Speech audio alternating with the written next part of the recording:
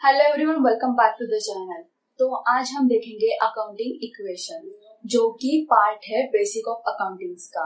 तो इसे भी आप अच्छे से समझ लीजिए। ये थोड़ा सा रिलेटेड है बैलेंस शीट से। जो हम लोग अभी तक एंट्रीज का देख रहे थे वो सब जर्नल एंट्रीज के रिलेटेड है, लेकिन ये जो अकाउंटिंग इक्वेशन है ये बैलेंस शीट के रिलेटेड है। बैलेंस शीट एक स्टेटमेंट है, वो अकाउंट्स कभी नहीं होता, वो एक स्टेटमेंट होता है। तो चलिए हम लोग अभी देखते हैं अकाउंटिंग इक्वेशंस के बारे में। ओके, तो अकाउंटिंग इक्वेशन क्या है? Assets is equal to liabilities plus capital. Accounting equation बोलता है असेट्स की टोटल, असेट्स की अमाउंट ये हमेशा लायबिलिटीज और कैपिटल के अमाउंट की टोटल होगी। तो ये इक्वेशन समझने के लिए हमें पहले समझना होगा बैलेंस शीट। बैलेंस शीट का हम लोग पहले देखते हैं एक फॉर्मेट। बैलेंस शीट में हमेशा हम लोगों को ये हेड डालना होता है, बैलेंस शीट एज ऑन, और वो हमेशा एक पर्टिकुलर डेट पे होता है। अगर आपका फाइनेंशियल ईयर जो होता है उसकी जो लास्ट डेट होती है वो यहाँ पे हमेशा आती है, जो होगी 31 March whatever the year is. और इस साइड होता है हमेशा liabilities, left hand side. Right hand side होता है हमेशा असेट्स। लायबिलिटीज में आते हैं कैपिटल, आउटसाइडर लोन्स, जो भी हम लोगों ने पैसा लिया है, जो भी हम लोगों को पैसा रिटर्न पे करना है, जो भी हम लोगों ने लोन लिया है। ओके, जो भी हम लोगों ने, कैपिटल मतलब क्या, ओनर ने जो भी बिजनेस में इन्वेस्ट किया है। ओके, तो कैपिटल आया, outsider loans, bank loans, creditors etcetera etcetera. Assets में क्या क्या आएगा? Cash in hand, bills receivable, debtors, goodwill, furniture, closing stock. जो भी असेट्स है, जो भी प्रॉपर्टीज है, जो भी पोजीशन है कंपनी का, वो सब आएगा कहाँ पे? असेट साइड में। और लायबिलिटीज में क्या क्या आएंगी? Capital, outsider loans etcetera. Okay, तो ये होता है बैलेंस शीट। तो ये इक्वेशन क्या बोल रहा है? असेट्स की जो टोटल होती है वो हमेशा टोटल होती है ये लायबिलिटीज की और कैपिटल की। मतलब बेसिकली वो यही बोल रहा है कि यहाँ पे जो अमाउंट आती है capital plus liabilities is always equal to assets amount. Okay, ये इक्वेशन यही बोल रहा है। ठीक है, तो बैलेंस शीट क्या होता है? एक स्टेटमेंट होता है। कौन सा स्टेटमेंट होता है? जो company business at the end of the year create करती है, जिसमें बेसिकली हम लोग जो असेट्स एंड लायबिलिटीज के अकाउंट्स क्रिएट करते हैं, उनका जो बैलेंस कैरी फॉरवर्ड होता है वो हम लोग यहाँ पे दिखाते हैं। तो जो असेट्स है कंपनी के, वो जो हम लोगों ने खरीदी किए हैं, वो या तो कैपिटल के अमाउंट से या तो आउटसाइडर लोन्स, मतलब जो लोन लिया है उस अमाउंट से। तो जो भी टोटल इनकी होती है, जो भी हम लोगों ने बैलेंस कैरी फॉरवर्ड किया होता है, जो एंटर करते हैं, उनकी टोटल मतलब असेट्स की टोटल जो होती है वो हमेशा लायबिलिटीज एंड कैपिटल की टोटल से मैच होती है।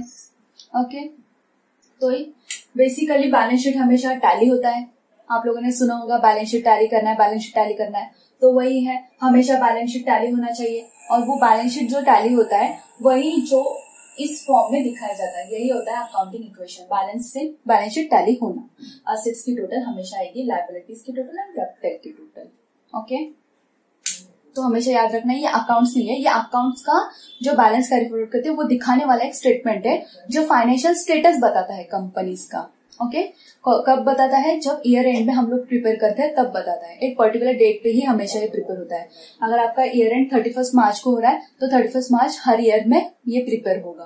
ओके, तो अभी आपको क्वेश्चंस किस किस तरह के आ सकते हैं? आपको या तो ऐसे पूछा जा सकता है कि मतलब अभी जो बेसिक क्वेश्चंस आएंगे उनका बोल रही हूँ मैं अकाउंटिंग इक्वेशंस के लिए, कि अगर आपको बोलेंगे कि असेट्स की अमाउंट फाइंड आउट करो और आपको अमाउंट दी है लायबिलिटीज की और कैपिटल की, तो आप लोग क्या करोगे? उन दोनों को ऐड करोगे और आपको मिल जाएगी असेट्स की अमाउंट।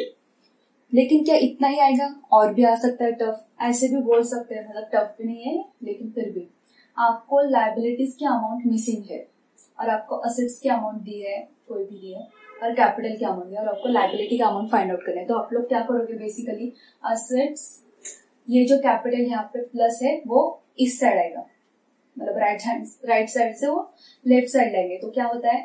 मैक्स पता ही होगा इतना, अगर यहाँ पे प्लस है तो यहाँ पे आके वो माइनस हो जाएगा, तो कैपिटल माइनस हो जाएगा।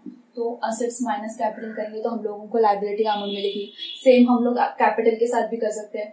अगर आपके पास असेट्स और लायबिलिटीज की टोटल है तो आप लोग क्या करोगे? असेट्स, लायबिलिटीज इस साइड लोगे, minus liabilities is equal to capital.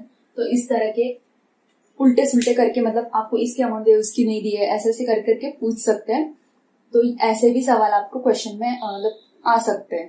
ज्यादा तो ये सब नहीं आता, लेकिन फिर भी इस तरह से आपको पूछा जा सकता है। ओके, तो यहाँ पे अभी हम एक एग्जांपल देखते हैं अकाउंटिंग इक्वेशंस के। ये पूरा क्वेश्चन है। ओके,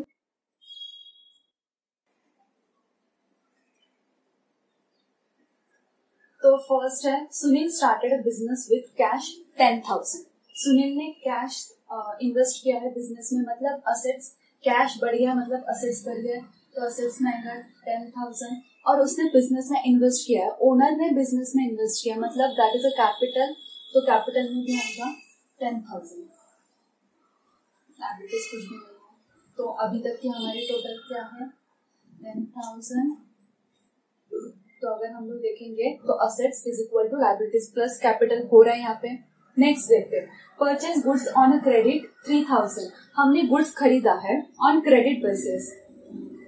अगर गुड्स बढ़ रहा है तो हम लोगों का स्टॉक बढ़ रहा है, तो स्टॉक इज असेट्स, तो यहाँ पे आएगा 3,000। असेट्स बढ़ गए हमारे, लेकिन हम लोगों ने वो क्रेडिट बेसिस पे लिया है। क्रेडिट बेसिस पे लिया है मतलब हम लोगों की लायबिलिटीज बढ़ गई है, तो लायबिलिटीज में भी आएगा 3,000। तो अभी भी अगर हम लोग देखेंगे तो 10 + 3 13,000 है, यहाँ पे भी 13,000 अभी भी इक्वल आ रहा है। फिर है पेड रेंट ऑफ ₹500। 500 हम लोगों ने रेंट दिया है, कैश में हम लोगों ने पे किया है। तो हमारे पास जो कैश इन हैंड था, जो असेट्स में हम लोगों ने कैश दिखाया था, उसमें से 500 रुपए अभी क्या होंगे, कम होंगे, तो ये गए 500 रुपए। और फिर कैपिटल फी, मतलब कैपिटल में से भी कम करना पड़ेगा, क्योंकि कैपिटल में हम लोगों ने जो 10,000 दिखाया वो कैश है जो हम लोगों ने इन्वेस्ट किया था, उसमें से अभी हम लोग पेमेंट कर रहे हैं, तो उसमें से भी 500 रुपए जाएंगे। तो अभी टोटल देखो 13,000, 12,500, और यहाँ पे भी टोटल होगी 12,500। ओके, फिर उसके बाद है पेड टू क्रेडिटर्स ₹1,000। हम लोगों ने क्रेडिटर्स को पेमेंट दिया है, तो हम लोगों का कैश कम हुआ है, तो 1,000 हमारा कैश क्या हुआ है, कम हुआ है।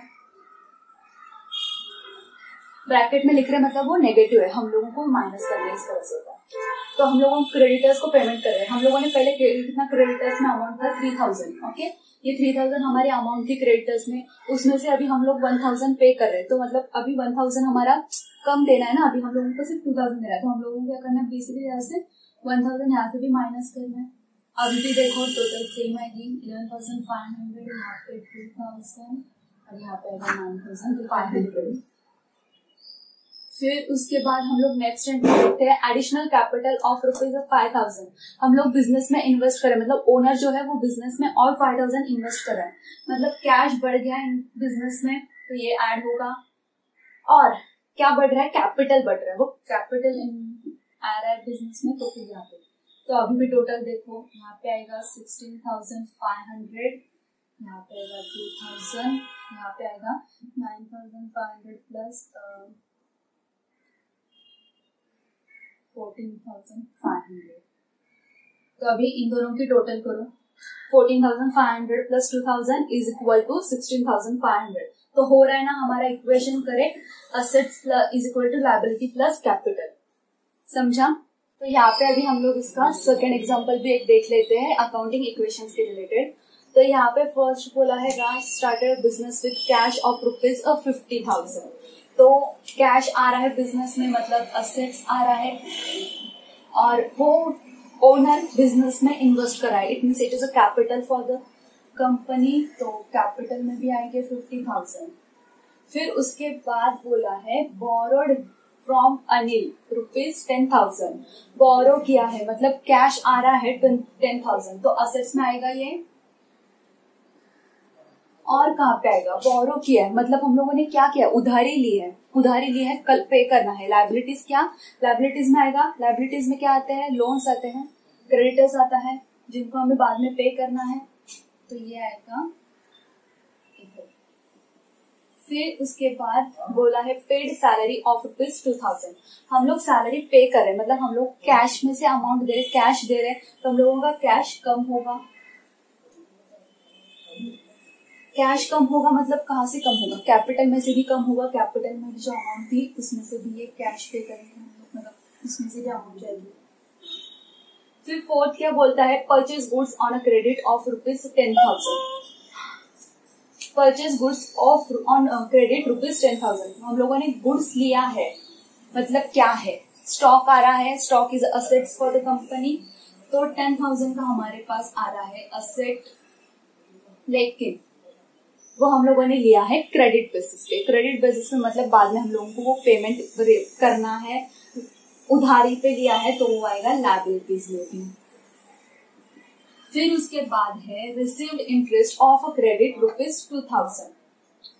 हम लोगों ने इंटरेस्ट लिया है, हम लोगों के पास 2,000 आ रहा है कैश, तो यहाँ पे आएगा।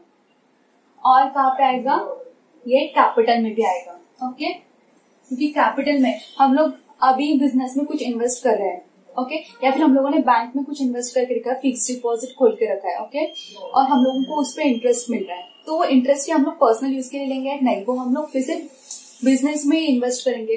तो बेसिकली वही है कि 2,000 फिर से हम लोगों के बिजनेस में एक्स्ट्रा ऐड हो रहा है। तो अभी इन सब की टोटल करो, 50,000 plus 10,000 60,000 minus 2,000 58,000 68,000 and here is a 70,000। इसकी टोटल आएगी 20,000, 50,000 माइनस 2,000, अभी ये क्या है 70,000 इज इक्वल टू 70,000। तो हुआ ना asset is equal to liability plus capital. तो यही है अकाउंटिंग इक्वेशन। बस यहाँ इसमें आपको समझना है बैलेंस शीट। अगर आपके दिमाग में बैलेंस शीट क्लियर है और अगर ये इक्वेशन क्लियर है तो कोई नहीं है, मतलब ये बिल्कुल भी टफ टॉपिक नहीं है। बस आपको बैलेंस शीट अच्छे से क्लियर होने के लिए ये टॉपिक दिया हुआ है। चलिए अच्छे से इसे समझ लीजिए, अच्छे से इसमें मतलब 2-3 सम्स और कर लीजिए आपकी बुक्स में से। और चलिए बाय।